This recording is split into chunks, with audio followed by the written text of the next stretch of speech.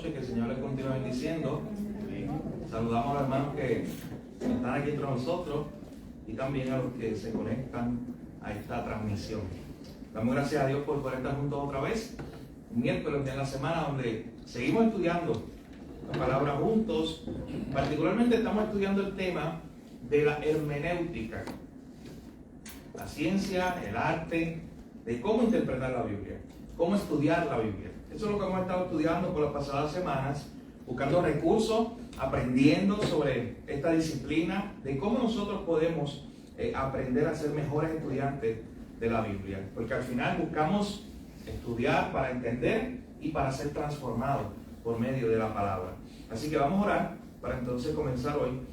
Recuerden que hoy continuamos con nuestro estudio de Filipenses capítulo 2, donde estamos practicando, donde estamos viendo el texto de Filipenses, estamos viendo las verdades que están ahí y estamos practicando cómo podemos estudiarlo de una manera más profunda. Así que vamos a orar en esta hora para comenzar. Padre, gracias te damos en esta hora por tu fidelidad, por tu amor para con nosotros, por tu poder, Señor, tu poder demostrado en la creación, tu poder demostrado en la obra de redención en la cruz. Gracias, Señor, por un amor tan grande y una salvación tan grande que tú nos has dado. Gracias por este día, por la oportunidad que nos das de reunirnos. Te pedimos hoy sabiduría, te pedimos que estés con nosotros, Señor, que nos guíes en este tiempo, que ilumine nuestra mente y nuestros corazones mientras nosotros estudiamos tu palabra. Queremos ser mejores estudiantes de tu palabra cada día, Señor, conocerte más a través de ella. Gracias te damos, en tu nombre oramos, Jesús. Amén. Bien, recuerden que hemos estado trayendo estos 3 puntos principales de la clase, que son observación, interpretación y aplicación. Comenzamos en ese punto inicial de observar. Lo primero que hacemos cuando tenemos el texto delante es observar lo que estamos viendo en el pasaje. Luego de hacer una buena observación, hermano, no se pierda la bendición de ser un buen observador en todos los sentidos, pero más cuando usted está estudiando la Biblia. Sea un buen observador de la Escritura. Luego que observamos bien, procedemos a interpretar la Escritura. Para interpretar correctamente hay unas reglas de interpretación o unas guías de interpretación. Habíamos visto algunas. Habíamos visto, por ejemplo, la idea de estudiar la Biblia como un todo. Cuando usted está estudiando el Antiguo Testamento, recordar que eso es una promesa sin cumplimiento, todo el Antiguo Testamento. Cuando usted está estudiando el Nuevo Testamento, cualquier libro del Nuevo Testamento, usted debe recordar que usted está estudiando una promesa que se cumplió. Así que usted tiene que ver la Biblia como un todo, no como libros separados. Habíamos visto también la importancia del contexto y le hemos dado mucha forma a cómo estudiar el contexto en este estudio de Filipenses capítulo 2. Y luego de usted buscar interpretar correctamente el texto, usted no ha terminado un estudio correcto de la Escritura si no llega aquí, a la aplicación. Si no llegamos a decir, Señor, ¿qué esto tiene que ver conmigo? Yo observé el texto, yo lo interpreté correctamente, pero mi hermano, cuídese de no dejarlo ahí. Porque para que usted sea transformado por medio de la palabra de Dios, usted necesita entonces aplicarlo. Y hay una verdad que ocurre mientras usted está estudiando el texto. El Espíritu Santo está abriendo su mente, el Espíritu Santo está aplicando a su corazón esas verdades. Pero usted tiene que ser activo, no solamente pasivo. Pasivo es, imagínate que usted simplemente se pare y sin ningún tipo de acción, usted quiera mirar el texto y nada más. Activo es cuando usted mira el texto y usted empieza a interactuar con el texto, usted empieza a estudiarlo, a marcarlo, a decir, hay una verdad de Dios aquí para mí. Eso es aplicar el texto. No cierre su Biblia, mi hermano, lo hemos dicho ya en la pasada clase, sin usted ver alguna cosa que Dios le está diciendo a usted. De forma específica, esta mañana yo leí mi devocional en tal pasaje y Dios me animó a esto. O Dios me recordó esto. Así que tenemos que cumplir entonces esos 3 principios generales de interpretación. Así que luego de haber visto de una forma general estos principios, hemos llegado aquí a la práctica en cierta manera. Y hemos estado viendo este pasaje de Filipenses capítulo 2. Yo le invitaba a que usted pudiera leer el texto en su casa. Y la semana pasada habíamos comenzado a ver el pasaje completo, a ver estos 30 versículos. Como usted ve hoy aquí en la pizarra, prácticamente lo hemos dividido en 4 partes principales. La pasada semana nosotros estudiamos la primera completa, el contexto, y nos quedamos aquí. Habíamos dicho que Filipenses es una carta escrita por el apóstol Pablo estando en la cárcel, una cárcel romana, escrita a una iglesia en la ciudad de Filipos. Una ciudad que era una colonia romana, donde había mucha adoración al emperador, donde al emperador se le llamaba el César. Era una ciudad donde vivían muchos soldados. Era una ciudad donde vivían los soldados retirados del imperio. Les encantaba irse a vivir su retiro allá en la ciudad de Filipos. Allí había una iglesia. El contexto nos lo da el libro de Hechos. ¿Alguien recuerda cómo se formó esa iglesia? Lo vimos el pasado miércoles. ¿Cómo se formó la iglesia en Filipos? Lo mencionamos. Está en Hechos 16. Estaba Lidia, donde se reunían en la casa, que ella era una dama adinerada. Y ahí fue donde se comenzó ahí en la casa de ella era donde se reunían. Así que tenemos a Lidia. Interesante, contexto de la época, tenían que haber un grupo de 10 a 20 hombres judíos para hacer una sinagoga. No había mucha presencia judía. ¿Sabes cómo sabemos eso también? Porque en las otras cartas, normalmente Pablo, como sabe que le está escribiendo a gente que es de descendencia o que tiene de alguna manera relación con la antigua religión judía, Pablo en sus cartas pues hace referencia a cosas del Antiguo Testamento. Pero cuando Pablo está escribiendo la carta a Filipenses, no hace eso. Porque la iglesia era una iglesia en su mayoría, en su gran mayoría, era una iglesia gentil. No había una gran presencia, una comunidad judía. De hecho, no había sinagoga. Por eso Pablo no va a la sinagoga de Filipo y va a ese grupo de mujeres que se reunían cerca del río para orar. Comienza un gran movimiento en Filipos y el Señor, en su misericordia, levanta a algunos líderes para que obren allí. Uno de ellos, que lo vamos a haber mencionado hoy, Epafrodito, también un hombre con nombre gentil, era un griego. Así que comienza una gran obra del Evangelio allí. Y el apóstol Pablo, ya tiempo después, estando en la cárcel, le está escribiendo esta carta, animándolos en la fe, pero también agradeciéndole porque esta iglesia, más que todas, había sido una iglesia generosa con él. Había sido una iglesia que oraba por él, pero que se acordaba de él. De hecho, Epafrodito había salido de Filipos en un viaje muy peligroso hacia Roma para llevarle la ofrenda y llevarle unas palabras de ánimo de la iglesia en Filipos. Para decirle, estamos contigo, estamos orando por ti y te cuidamos también. Ahora Epafrodito salía otra vez de Roma hacia Filipos, llevando consigo la carta que Pablo le escribió, la carta que tú y yo tenemos delante, que es la carta a los filipenses. Y habíamos visto entonces que para entender el capítulo 2, el contexto está aquí. En el capítulo 1, los versículos 27 y 30. ¿De qué está hablando Pablo? Pablo está animando a la iglesia y les dice en el verso 27, yo los animo que se comporten como es digno del Evangelio de Cristo. ¿Cómo podemos comportarnos de esa manera? ¿Cómo podemos comportarnos como dignos del Evangelio de Cristo? Pablo entonces comienza a explicarlo. Y fue lo que vimos la semana pasada, los versos 1 al 4 de Filipenses capítulo 2. Por tanto, yo les estoy haciendo esta invitación a que ustedes vivan como es digno del Evangelio. ¿Cómo vivimos de esa manera? Tenemos que sentir lo mismo. Tenemos que tener el mismo amor. Tenemos que estar unánimes, sintiendo una misma cosa.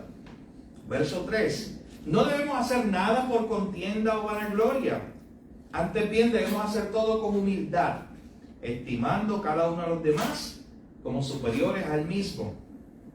No mirando cada uno por lo suyo propio, sino cada cual también por lo de otros.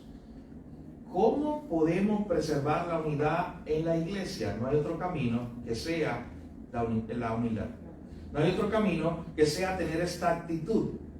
¿Cómo conservar la unidad en la iglesia? ¿Cómo ser de un mismo pensar? Ese es el camino que provee la Escritura. Pablo le está diciendo a la iglesia, necesitamos andar en humildad.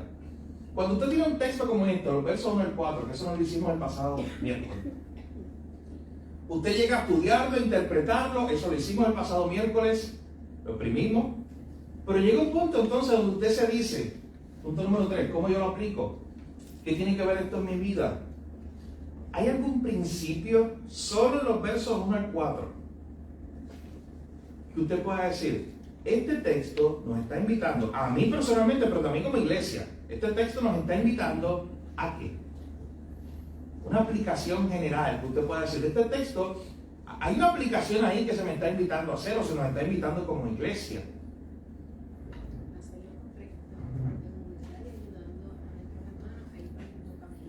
Hacer lo correcto, vivir de una cierta manera, vivir como es digno del Evangelio, vivir en humildad. ¿Qué más? Vivir en amor fraternal. Vivir en amor fraternal, una aplicación directa del texto. ¿Qué más?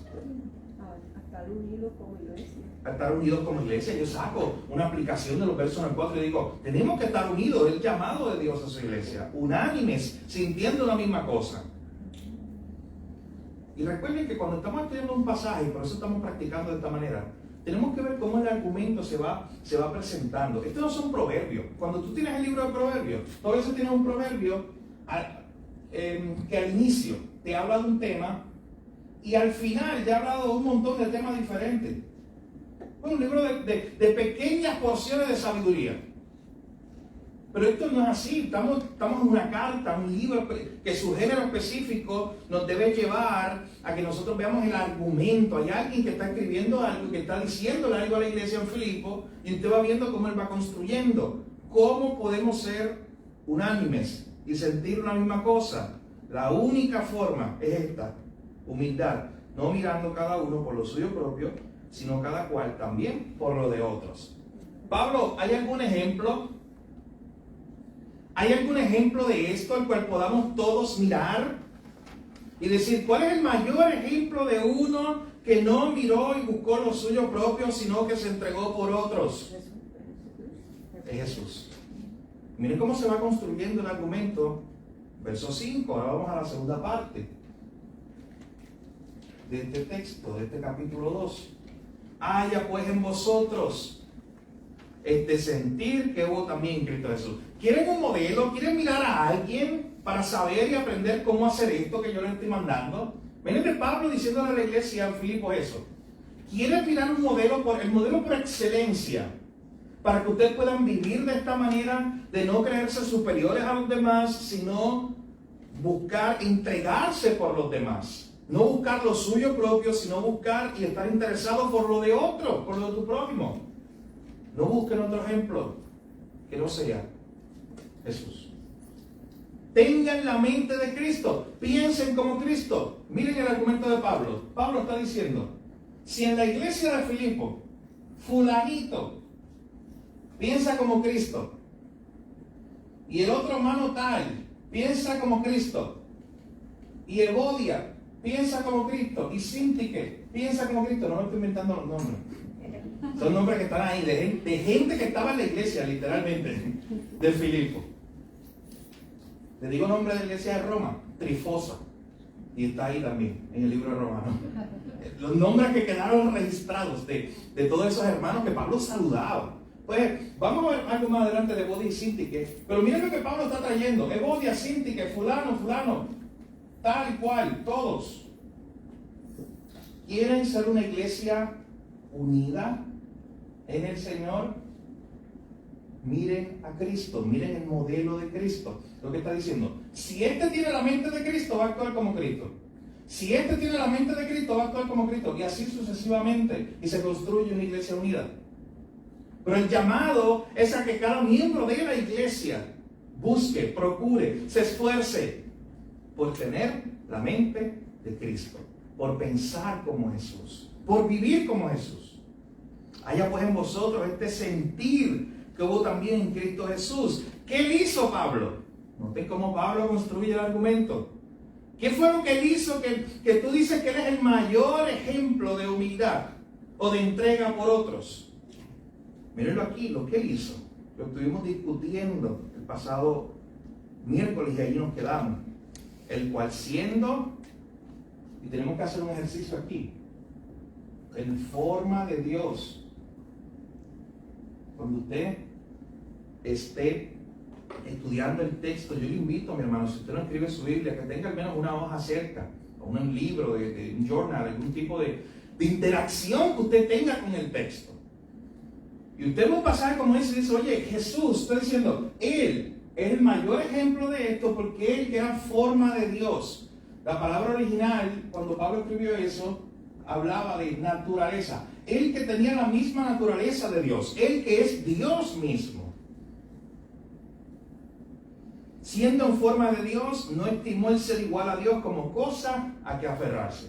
Oye, los ricos, los nobles de la iglesia de Filipos, que decían, yo no soy igual que el esclavo, yo tengo un estatus superior. Yo soy el gobernante, tú eres un siervo. Y Pablo está diciendo, oye, el que podía decir eso, Cristo, el que podía decir, oye, esta es mi posición, yo estoy por encima de los demás. Dice, el que siendo en forma de Dios, no estimó el ser igual a Dios como cosa que aferrarse. ¿Qué hizo? Verso 7. Se despojó a sí mismo, tomando forma de siervo, hecho semejante a los hombres. Noten que entre el verso 6 y el verso 7 hay algo muy interesante que nos habla de la naturaleza de Cristo, que decíamos la semana pasada, Él es 100% Dios, 100% hombre. Él no es mitad y mitad, es una herejía. Él es Dios, Él nunca dejó de ser Dios. Recuerda cuando decíamos el pasado miércoles que si en algún momento Él dejó de ser Dios, nunca fue Dios, porque Dios por definición no puede dejar de existir. Cuando dice que Él se despojó y tomó forma, miren la idea, Él tomó forma de hombre, tomó forma de siervo, no dejó de ser Dios. Él asumió otra naturaleza, que es la naturaleza humana. Nació en un pesebre, pero siguió siendo el Dios del universo. Siguió siendo Dios. Eso es para nosotros, mi hermano, para nuestra mente finita, es un misterio. Cómo el niño que estaba allí, en Belén, en el pesebre, era a la vez, no solamente un mero niño que estaba naciendo, un hombre, era a la vez Dios. Un misterio, igual que lo es la Trinidad.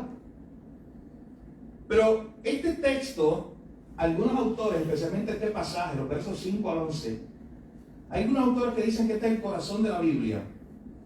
Hay otros que dicen que es uno de los pasajes más importantes de toda la Biblia, porque define muy bien lo que Dios hizo para salvar al hombre.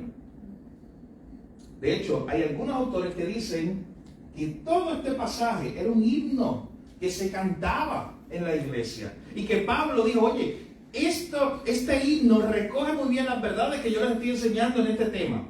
Sean humildes. Recuerden el himno que ustedes cantan, que recalca la humildad que tuvo Jesús, siendo Él mismo Dios. No tomó eso como forma de que aferrarse, como excusa, sino que se despojó, no de su deidad, sino de su posición. Y tomó forma. Noten que Él no dejó su naturaleza divina.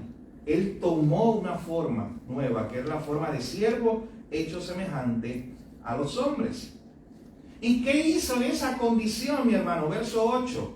Estando en esa condición de hombre, se humilló a sí mismo. Noten que Pablo quiere ser muy claro aquí. Estando en esa condición de hombre, se humilló a sí mismo, haciéndose obediente hasta la muerte, y la peor muerte que existía en la época, muerte de cruz. Porque él no puso, porque él recalcó, fue obediente hasta la muerte y lo podía dejar ahí. La gente entiende, él murió. Muerte de cruz. Porque esta ciudad era una colonia romana. Ellos sabían lo que pasaba cuando un delincuente se levantaba en rebeldía contra el imperio. Lo crucificaban. Y era la peor muerte que tú podías morir. Humillante, dolorosa. La muerte destinada a los peores criminales. De hecho, los ciudadanos romanos, si tú eras ciudadano romano, te perdonaban. ir a la cruz, te mataban de otra forma. Ese lo dejaban para los peores criminales. Y Pablo dice, este Jesús, Dios, forma de Dios, Jesús, que es Dios, terminó en una cruz, murió como un siervo, como un esclavo. Literalmente eso es lo que significa ese texto. Así que este pasaje nos va diciendo que Cristo, que tomó esa posición de siervo, tomó esa posición de humillación, miren lo que Dios hizo con él. Verso 9. Por lo cual Dios también lo exaltó hasta lo sumo. En ese pequeño pasaje vemos la humillación y la exaltación de Cristo. Dios también le exaltó hasta lo sumo y le dio un nombre que es sobre todo nombre, para que en el nombre de Jesús se doble toda rodilla de los que están en los cielos y en la tierra y debajo de la tierra, y toda lengua confiese que Jesucristo es el Señor, para gloria de Dios Padre. Ese pasaje nos está mostrando la humillación, la exaltación de Cristo. Ese pasaje nos está mostrando que antes que llegara el día de la resurrección, Cristo primero pasó por la cruz. Que antes que llegara ese glorioso día donde Él vencía la muerte, Él murió como un esclavo. Él murió como un pecador, aunque Él no era un pecador. Eso es lo que nos dice 2 Corintios 5:21. Que Él murió allí y el Padre, Dios, lo estaba tratando como si Él hubiera pecado, pero Él no pecó nunca. Porque Él estaba pagando el precio por nuestro pecado. Pero noten el lenguaje cargado que representa los versículos 9 al 11. Hablando de que este es Dios, este Jesús, que aunque murió en la cruz, tomó forma de siervo, Él tiene un nombre que es sobre todo nombre. Él tiene un nombre y hay un reconocimiento donde se nos dice que toda rodilla de lo que está en los cielos y la tierra se tiene que doblegar ante Él. Y toda lengua confesar que Jesucristo es el Señor. Imagínate a Epafrodito, probablemente, que era el pastor, cuando regresó de Roma con la carta, bien contento, llega a la iglesia se reúne, él comienza a leer en voz alta la carta. Están en Filipos, una colonia romana, donde había mucha adoración al emperador y reconocimiento del César como el Señor. Y públicamente, audiblemente, y estoy bien seguro que no taparon la ventana. O sea, la idea, no tuvieron temor de decir esto. Epafrodito no dijo, cierren la puerta y la ventana porque yo voy a leer el verso 11. No. Públicamente, en medio de ese lugar, ellos dijeron, toda lengua tendrá que confesar que Jesucristo, ese que es Dios, que tomó forma de siervo, que fue a la cruz, que Jesucristo es el Señor, no el César. Mi hermano, hacer eso en una ciudad que era colonia romana, era rebeldía pura. Tú reconocer que no es el César el emperador y decir, hay otro Señor. Hay otro que es más alto, que tiene ese título. Y como le decía, cuando usted estudia el Antiguo Testamento, usted se da cuenta que se resalta constantemente que solamente es Dios, es Jehová, aquel que tiene un nombre que es sobre todo nombre. Que solamente es Dios ante Jehová, ante el cual todas las personas se tendrán que arrodillar algún día. Y de momento dice todo eso, pero lo dice de Jesús. Hermano, Jesús, este pasaje muy cristológico, nos enseña la identidad de Jesús, de Cristo. Él no era un mero profeta. Esto es uno de los pasajes más duros con los cuales usted puede contrarrestar a un testigo de Jehová o a un mormón.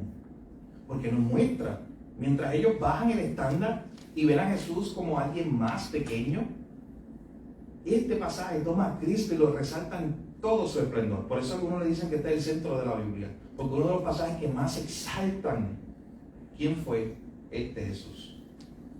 Y noten cuándo ocurre este pasaje de exaltación a Cristo. En el contexto cuando Pablo le está diciendo a la iglesia, manténganse unidos, muestren el evangelio. La única forma de ser una iglesia unida es que ustedes sean humildes, vivan en humildad, no se consideren superiores a otros. En cambio, entréguense por otros, vivan para otros, no para ustedes mismos, no estén centrados en ustedes mismos. Quiero un ejemplo, mírenlo aquí. miren la cruz, miren a Jesús. Tengan la mente de Cristo. Cuando usted ve un pasaje como ese, estamos aquí nada más, los versos 5 al 11, ¿qué aplicación para usted o para su iglesia puede surgir? Sí.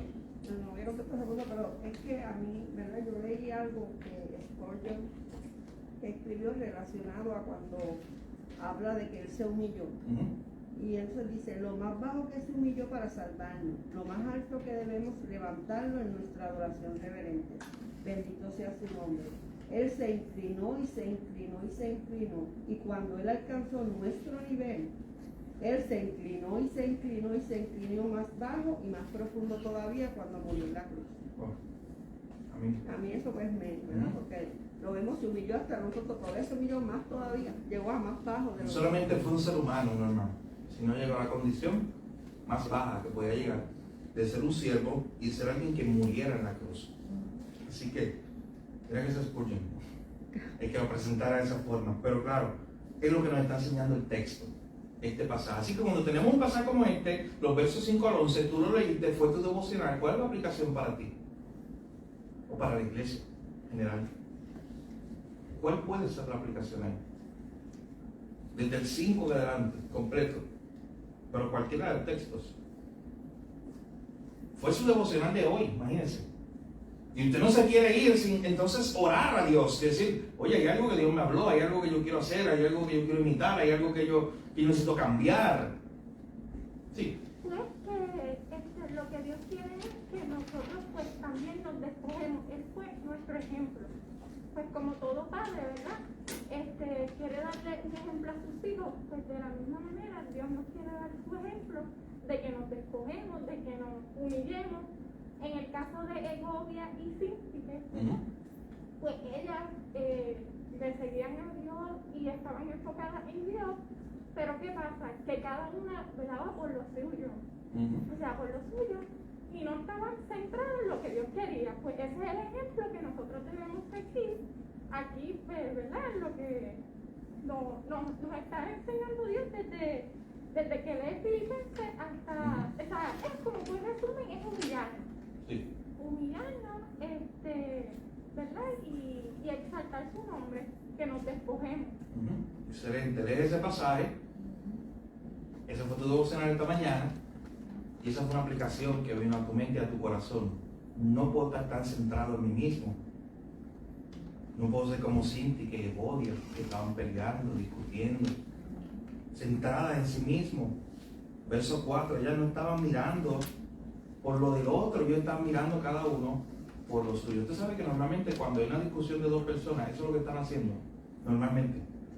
Cada uno en su posición, cada uno buscando por lo suyo, hasta que uno ceda y entienda la verdad de humillarse delante de Dios y de ceder. Pero normalmente esa idea, yo estoy buscando por lo mío y yo por lo mío, por eso nunca llegamos a un punto. ¿Cuál es el ejemplo de Cristo? ¿Cuál es el ejemplo que se presenta aquí? El que se humilló a sí mismo. El que se humilló a sí mismo siendo Él Dios, no tomando su posición como cosa que aferrarse. Es el mayor ejemplo para nosotros. No hay mayor ejemplo que ese. Pero el apóstol Pablo no ha terminado. El capítulo 2 continúa lleno de verdades, donde él quiere seguir hablándonos de esto. Luego de los versos 3 al 10, perdón, de los versos 12 al 18, que es nuestro punto número 3, en cómo podemos dividir este capítulo. ¿Cómo comienza el verso 12? ¿Qué es lo primero que ven ahí? Por tanto. Así que yo ese verso no lo puedo leer solo. O sea, aislado. Noten que cuando hay un por tanto siempre tengo que ir atrás. Por tanto, amados míos, miren el cariño, el aprecio. Pablo no amaba probablemente a otra iglesia. O sea, no tenía un aprecio tan grande probablemente como y una relación tan grande como la que tenía con los hermanos en Filipo. Por tanto, por lo que le he dicho, que vivan humildemente, que miren el modelo de Cristo y que tengan la mente de Cristo. Por todo esto que les he dicho, por tanto, como siempre que ustedes me han obedecido, no como en mi presencia solamente, sino mucho más ahora en mi ausencia. Yo le doy gracias a Dios porque ustedes no solamente han obedecido cuando yo he estado allí, sino también ahora en mi ausencia. Por tanto, por todo lo que yo les he dicho, miren entonces lo que dice la última parte del verso 12. Ocupaos en vuestra salvación con temor y temblor. Verso 13. Porque Dios es el que en vosotros produce así el querer como el hacer por su buena voluntad. Este pasaje ha sido tergiversado de muchas formas. Y uno de los mayores errores por los cuales la gente lo tergiversa es sacarlo de su contexto original. No saber de qué estaba hablando Pablo. No saber que ese pasaje comienza con un por tanto. Por lo que les he dicho, ahora los animo a que se ocupen en vuestra salvación con temor y temblor. ¿A quién le está escribiendo Pablo? A nosotros. A nosotros, y en ese contexto era que una iglesia, como nosotros, era una iglesia, creyentes. Así que él está escribiendo una iglesia de creyentes. Y Pablo, mi hermano, vemos en la escritura que no solamente en el libro de Filipenses, sino en otros contextos, él no le está diciendo a la gente, hagan esto, ocúpense en obras para que sean salvos. Hagan cosas, estén bien ocupados en muchas obras para que de esa forma alcancen la salvación. De hecho, si él estuviera diciendo eso ahí, se contradice él mismo en el otro capítulo que viene, el capítulo 3. Porque en el capítulo 3, cuando tú estás leyendo ese capítulo, él llega un momento donde él dice, ¿sabes qué? Obra tenía yo un montón para jactarme, obras. Yo era fariseo de fariseo, yo estudié en la mejor escuela de la ley, yo cumplía la ley. Si se trataba de obra, yo podría ser salvo, pero él dijo, yo tengo todo eso por basura en el capítulo 3, él lo dice. Yo no quiero ser hallado con mi propia justicia, miren Filipenses 3:9, yo quiero ser hallado en él. No teniendo mi propia justicia, yo quiero la justicia de Cristo. Porque yo sé que es por la justicia de Cristo que yo puedo ser salvo, no por la mía. Así que, verso 12 de Filipenses capítulo 2, no está hablando o no está animando a que la gente se tenga que ocupar en buenas obras para obtener algo, obtener salvación. Muchas personas han tergiversado la idea del pasaje y dicen, oye, ese texto está diciendo que te debes ocupar de tu salvación con temor y temblor porque es probable que la pierdas si no la cuidas. ¿Usted no escucha eso? Tienes que cuidar tu salvación. Lo primero que usted hace, y usted ha aprendido en esta clase, es que usted observa lo más básico. Y cuando alguien le diga eso, usted dice, vamos a leer el texto otra vez. No dice, ocupaos de vuestra salvación. No dice eso. No dice, ocúpate de tu salvación. No dice eso el texto. ¿Qué dice? Por la de todos. Ocupaos en vuestra salvación. No dice de solamente. Ocupaos en vuestra salvación. Y luego dice la actitud que debes tener mientras te ocupas en tu salvación. Pero, ¿de qué está hablando Pablo? Miren, cuando lo leemos en la Nueva Traducción Viviente, escuchen cómo se traduce. Y yo creo que da muy bien en el clavo esa traducción. Esa parte que dice, ocupaos en vuestra salvación, dice, esfuércense por demostrar los resultados de su salvación. ¿Nota la diferencia? Lo que Pablo le está diciendo a la iglesia, esfuércense. Yo ya les he dicho que tienen que vivir en humildad, que la única forma es teniendo la mente de Cristo. Por tanto, los animo ahora a que se esfuercen para demostrar los resultados de su salvación. Eso es lo que está diciendo cuando dice, ocupaos en vuestra salvación. Esfuércense por demostrar los resultados de su salvación, de la obra que Dios ha hecho en ustedes. Claro. Pablo está poniendo el estándar bien alto, está diciendo, ¿sabes qué?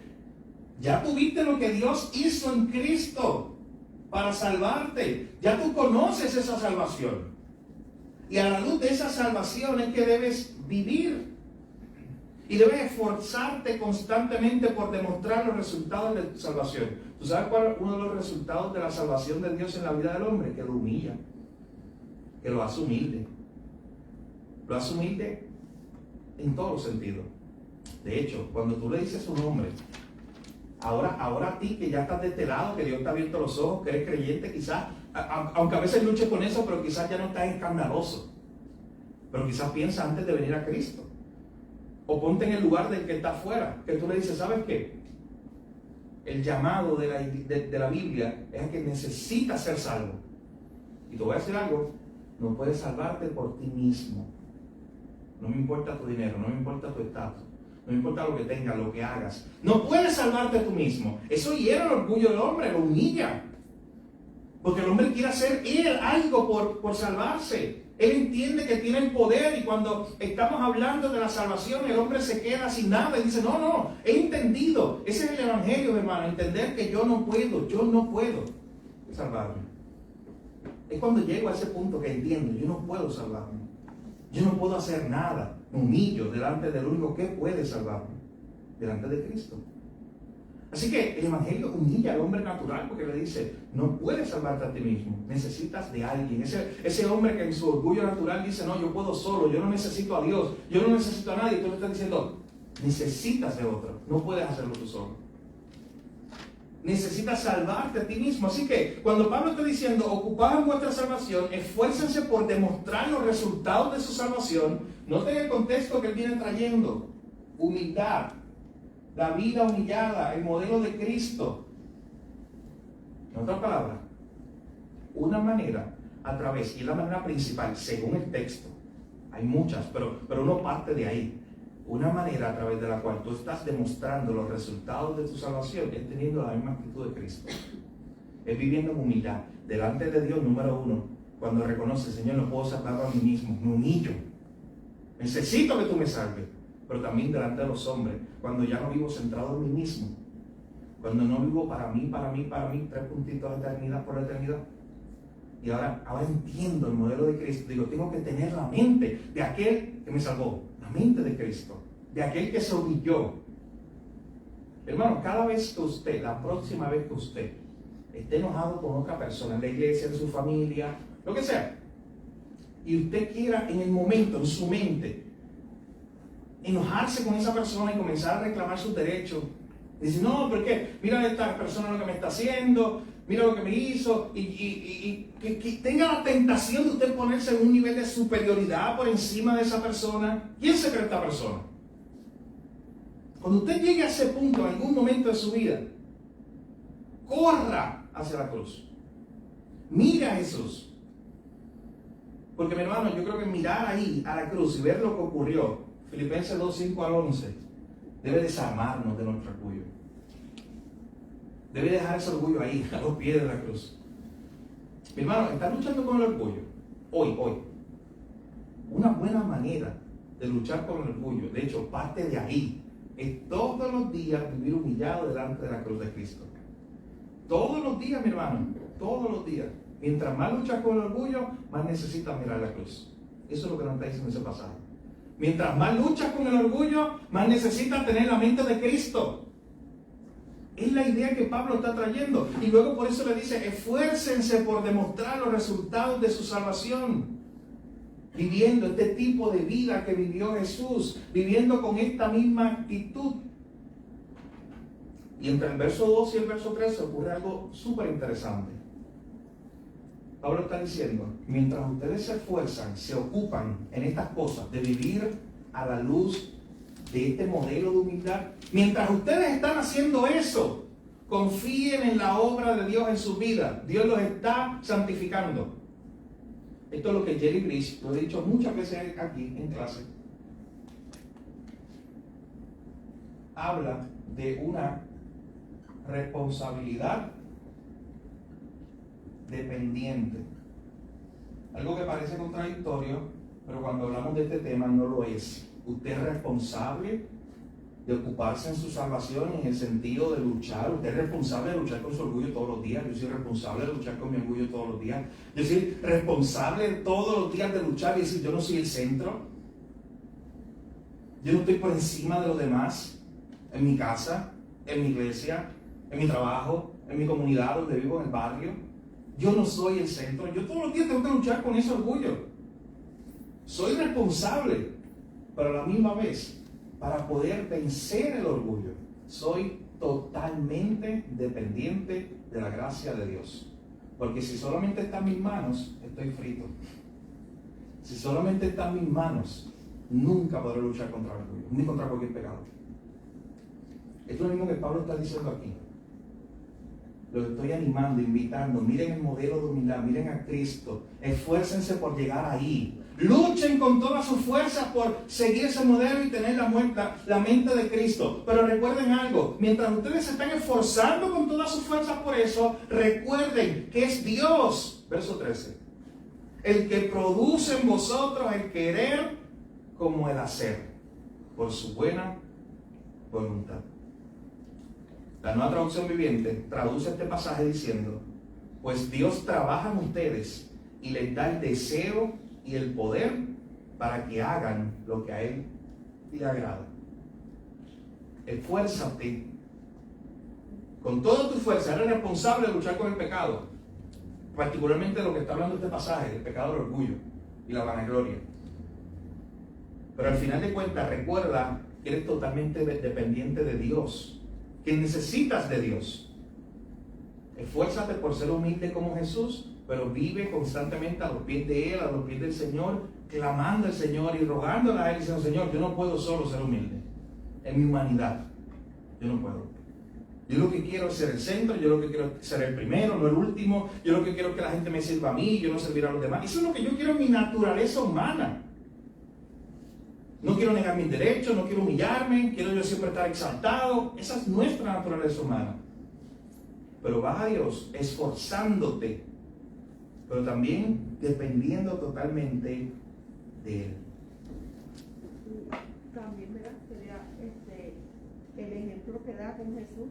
Jesús nunca él mismo se exaltó, porque él se humilló y el que lo exaltó fue Dios. Amén. Todo el tiempo Dios lo exaltó y Dios le dio un nombre sobre todo nombre. Él no tuvo que hacer nada. Así es. Esa es la idea bíblica, la idea del pasaje.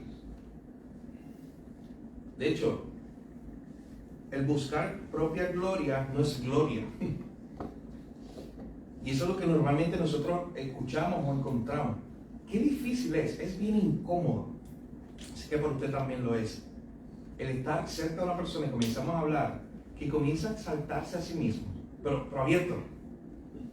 Y comienza a exaltar a todos. Mira, yo he tenido conversaciones con personas que la conozco en el momento y ya me ha dicho todo su título universitario y todo lo que sabe y todo lo que ha hecho y todo lo que hará y todas sus posiciones y lo acabo de conocer. Pero con una intención de en este momento conocer todo lo que yo soy y lo grande que soy. Hay gente que se le desborda eso, que desea eso. Usted sabe que al final ese es el deseo de todo ser humano, en su pecado. Hay unos que lo desbordan más y lo hacen público. Pero es el deseo que está aquí en el corazón pecaminoso del hombre. Y por eso es que esto es una lucha constante. Y por eso, mi hermano, esto no es una verdad teológica que está ya bien lejos. Por eso esto tiene que ver con nosotros. Por eso yo tomo un texto como este, Filipenses 2, lo estudio, lo interpreto, pero necesito llegar al punto de aplicarlo. Necesito verme delante del modelo de Jesús y decir: wow, qué lejos estoy. Que mucho me falta. Señor, te necesito. Señor, ayúdame a ser humilde como tú lo eres. Pero eso todos los días, mi hermano. Esforzándote, pero a la vez dependiendo de aquel que está haciendo una obra en tu corazón. Recuerden que les he estado diciendo que esto es argumentativo, que Pablo va construyendo algo sobre lo que ya dijo. Por eso es que los pasajes no los podemos sacar de contexto. Porque tú necesitas lo que ya dijo anterior. Por eso escogimos Filipenses 2, porque es uno de los mejores ejemplos para esto, para ver cómo todo lo que él va hablando se va construyendo sobre lo que ya dijo. Por eso aparece el verso 14 ahora. ¿Cómo llegamos ahí? ¿Cómo llegamos nosotros a poder ser como Jesús, tener la mente de Cristo, vivir en humildad, vivir como el digno del Evangelio, no considerarnos superiores a otros, no mirando cada uno por lo suyo propio, sino mirando por lo de los demás, interesado en los demás? Pablo comienza y continúa dando aplicaciones prácticas. Verso 14. ¿Cómo ustedes llegan ahí? Haced todo sin murmuración y contiendas, para que seáis irreprensibles y sencillos, hijos de Dios sin mancha, en medio de una generación maligna y perversa, en medio de la cual ustedes resplandecen como luminares en el mundo. ¿Cómo ustedes pueden llegar ahí? Miren la forma en que esto se ve en la práctica, vivir con la mente de Cristo. Una versión de la Biblia traduce este texto, verso 14, diciendo: hagan todo sin quejarse y sin discutir. Está hablando en el contexto de la iglesia. Para que nadie pueda criticarlos. Para que nadie, como dice el verso 15, para que seas irreprensible. ¿Usted sabe la idea de alguien irreprensible? Daniel, Jesús. En el contexto del modelo que vemos en la Biblia. ¿Y por qué digo Daniel y Jesús? Porque, por ejemplo, tú tienes a Daniel, que cuando había que buscar una falta en contra de él, era irreprensible. La única forma en que ellos pudieron cogerlo a él fue con el tema de Dios y su vida de devoción a Dios. Estaban buscando cómo salir de él, y él vivió una vida íntegra, no podían. Así que hicieron algo, que el rey firmara un decreto que no podían orar. Porque eso es lo que hacía él todo el tiempo, vivió una vida de devoción a Dios. Jesús, ¿cuántas veces fueron a acusar a Jesús? A mí me encanta una de las escenas donde hay un grupo de como alguaciles, como personas que fueron en nombre de los fariseos a buscar a Jesús y a decir, a buscar todas las fallas en él, y viraron diciendo: no hemos encontrado nada. Bueno, Herodes, Pilato, ¿cuál fue su juicio final? Buscando constantemente, de momento, miren a qué punto. Al punto de que los fariseos, los sacerdotes, hacen un complot, unen a un grupo de gente y le dicen: oye, fulano, tú vas a decir esto en el juicio acerca de Jesús. Tú vas a decir esto y esto y esto. Y buscan al otro y le dicen: fulano, cuando te toque a ti en el jurado, tú vas a decir esto. Y todo era para manchar la figura de Jesús y tratar de acusarlo. ¿Usted sabe qué pasó cuando lo buscaron? ¿Qué dice el texto de los evangelios? Que se contradecían. Ni aún en eso pudieron ellos lograrlo. Ni aún con toda su malicia pudieron lograr encontrar una mancha en Jesús. Era irreprensible. Y yo repito, dice: eso está bien lejos de mí hoy. Pero mi hermano, es llamado bíblico para que tú y yo vivamos de esa forma. Sin mancha. Sin mancha. Es la idea bíblica. Luchar, ¿cómo llegamos ahí? Luchando todos los días contra el pecado, dependiendo del poder de Dios, porque por nosotros mismos no podemos. Necesitando la gracia de Dios todos los días, porque todos los días luchamos con el pecado, todos los días pecamos. Hacer todo sin murmuraciones, hacer todo sin contienda, porque si ustedes son contenciosos, y ya es la segunda vez que Pablo menciona esto solo en este capítulo, si ustedes son contenciosos, cada uno está mirando por lo suyo propio. Les voy a decir que cada uno está buscando su gloria, cada uno está centrado en lo suyo, si son contenciosos. Sean irreprensibles, hijos de Dios sin mancha, en medio de una generación maligna, en medio de una generación de tinieblas. Ustedes pueden brillar como luz en el mundo. Pablo está citando a alguien. ¿A quién es? A la iglesia. Citando a alguien que dijo algo acerca de eso, de que debemos ser como luminares en el mundo. A Jesús. Cuando en el Sermón del Monte, literalmente le está citando a Jesús, cuando dijo que nosotros somos como una ciudad que está en el monte y no se puede esconder, que somos luz en medio de las tinieblas. ¿Cómo logramos esto, Pablo? Él sigue hablando: asidos de la palabra de vida. Entonces, que constantemente él dice, es como si él le pone el estándar. Le dice: la idea es ser como Jesús, pero para llegar ahí no puedes solo. Pablo te lo recuerda constantemente. Y qué bueno, mi hermano, que la Biblia no solamente nos da el estándar y nos dice: sabes que tienes que hacer así, llegar hasta aquí, por tus méritos, trata, inténtalo. Ese es el sistema religioso hindú, ese es el sistema religioso musulmán y cualquier otra religión. No, pero le ponemos ahí, es lo mismo. Te da un estándar, te dice: vive de esta manera, y si tú logras, según ese estándar, llegar, pues llega. Y eres salvo. Pero la idea bíblica es: este es el estándar, este es Jesús, para que seamos como Él. ¿Sabes qué Él hizo? Él tuvo que venir primero, morir por nosotros, vencer la muerte, vencer el pecado, porque ninguno de nosotros podía. Y entonces nos dice: oye, ahora sean como yo. Y le puede dejar el Espíritu Santo. De todas formas, Él no nos está diciendo, este es el estándar, tienen que vivir de esta manera, arréglenselo como puedan. No. Él nos está dando incluso el método, la manera de cómo podemos llegar hasta allí, a vivir esa vida de humildad, vivir esa vida humillada, porque, wow, mi hermano, qué difícil sería si Él no nos hubiera dejado el camino. C.S. Lewis decía, el Hijo de Dios se hizo hombre para que los hombres pudieran ser hijos de Dios. El Hijo de Dios, es lo mismo que puse en la flecha, se hizo hombre para que entonces nosotros tuviéramos alguna posibilidad de en algún momento, Él ya que abrió el camino, que nos dio la oportunidad de entonces nosotros ser hijos de Dios. Así que Pablo continúa diciendo, el verso dice, ¿cómo llegamos ahí? Asidos de la palabra de vida, para que en el día de Cristo yo pueda gloriarme de que no he corrido en vano, ni en vano he trabajado.